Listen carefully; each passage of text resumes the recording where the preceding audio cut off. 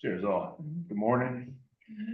So welcome to Nourishing Unity, to a place where we gather to recharge, rest, and renew between one week and another, where we commit to shaping the future that we want to make, and where all of you, whoever you love, wherever you come from, wherever your ancestors come from, whatever your spiritual path, whatever you're searching for, you're welcome here.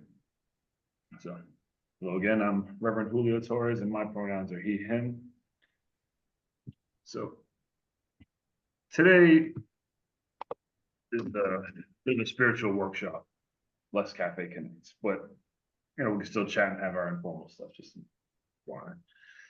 And I wanted to guide us through what I call having a spiritual mindset, something I'm kind of working on draft. There's nothing formal. I can't say I've had any official training on it, but there's one or two things I saw and I thought, it makes perfect sense. And so I'm going to go with it. So let me know what y'all think of it, because work in progress. But the other thing also, I wanted to go over a few kind of basics: how to pray, how to silently meditate, how to chant. And there's all manner of versions of each of them, but I thought it'd be useful for us. We talked about getting some spiritual foundations in, and this is one of those days. So, but before I start that off, I'm gonna light the chalice.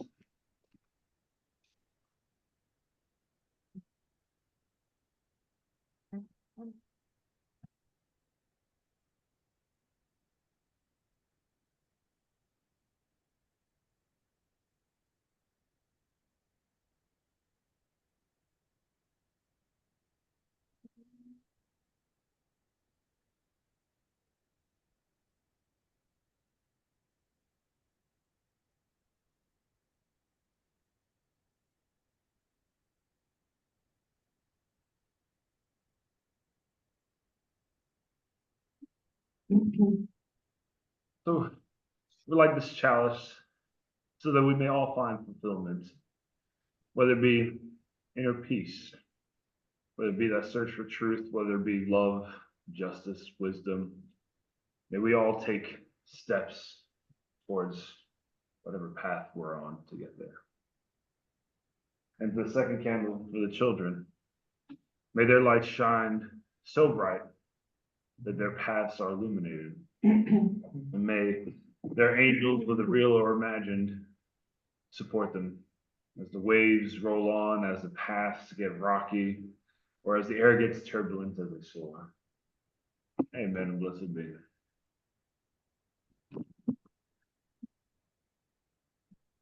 So,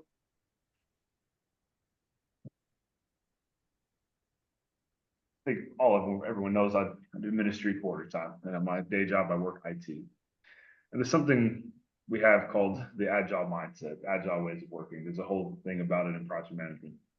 You may say, Julio, why the hell do you bring this up? Fair question. So, when trying to be agile, practice agile, there's kind of four, shall we say, mental components towards things. You have an agile mindset, like a little something to say why you want to go agile.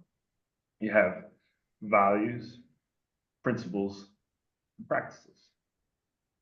Now, I saw this and I was thinking about some of the stuff in our American cohort, the Unitarian Universalists, and they have 7 principles. And they're talking about reforming it to have 6 values.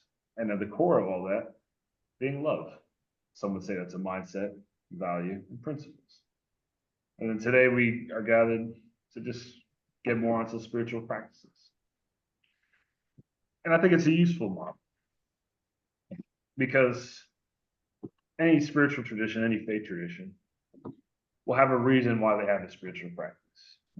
They'll pray because they want something from God in the Christian context. Maybe then they'll path to enlightenment in the Buddhist context, reaching nirvana, meditating, connecting, and finding that emptiness and all that stuff. Now, we Unitarians haven't exactly agreed on spiritual goal. I personally, big fan of building the beloved community, making paradise on earth. That's my spiritual goal. But we all will have different ones, and I will support each and every one of y'all in it with love and happiness. But when I think of some of the greats who are both spiritual and social justice oriented, like Gandhi or Reverend Dr. Martin Luther King, I feel like they all had those sorts of things. Gandhi was big on, say, satyagraha, that truth force. Martin Luther King openly talked about the beloved community. So whatever that mindset is at the top, keep it simple, whatever it might be, and that could certainly change, and I support you. Or it could be a million things under the sun. I'll let you deal with it. But it might be one word: love.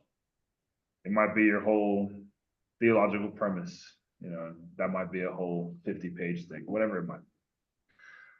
I think that is core to what will give good spiritual practice for yourself. Because why pray if you don't believe in God? Why meditate if you don't believe in talking to your inner self, that inner peace? Why not go for a walk?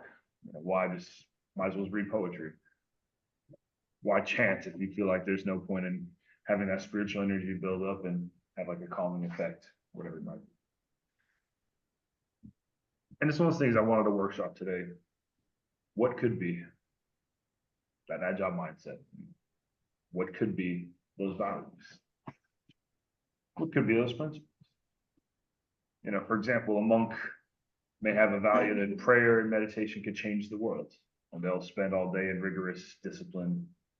6 in the morning, they'll get up, sing, I had it memorized, but monastic song praising the Holy Trinity.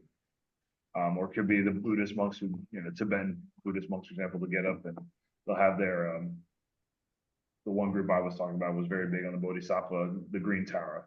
They had various rituals around there. But we may want to keep it a bit simpler.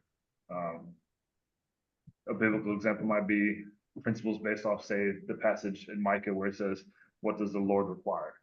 Do justice, walk humbly, love kindness / mercy, depending on the translation. Those could be your 3 principles. Do justice, walk humbly, love kindness. Again, I'm giving some examples. And then also, let me just share my screen real quick.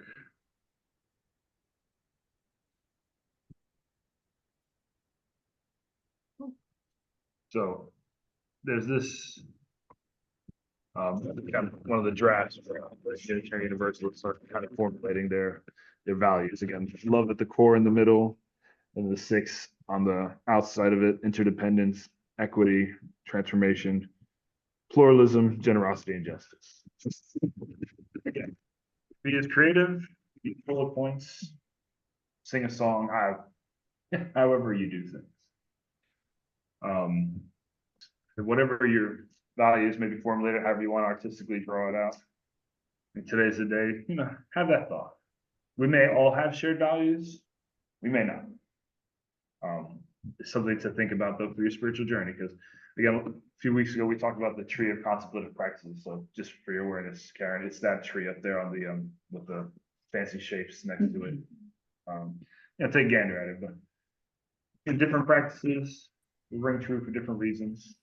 And I think it'll help be more spiritually filled if it's connected to, certainly try them all just for giggles, honestly. But I think, there's a mystique about having a chosen spiritual practice, praying, meditation, etc. And I get the feeling, at least for me, I know my practices are all activism related. And that spiritually nourishes me. So whatever your values and principles might be, will, I think, tie in well to your spiritual practice. So that's my spiel, shall we say.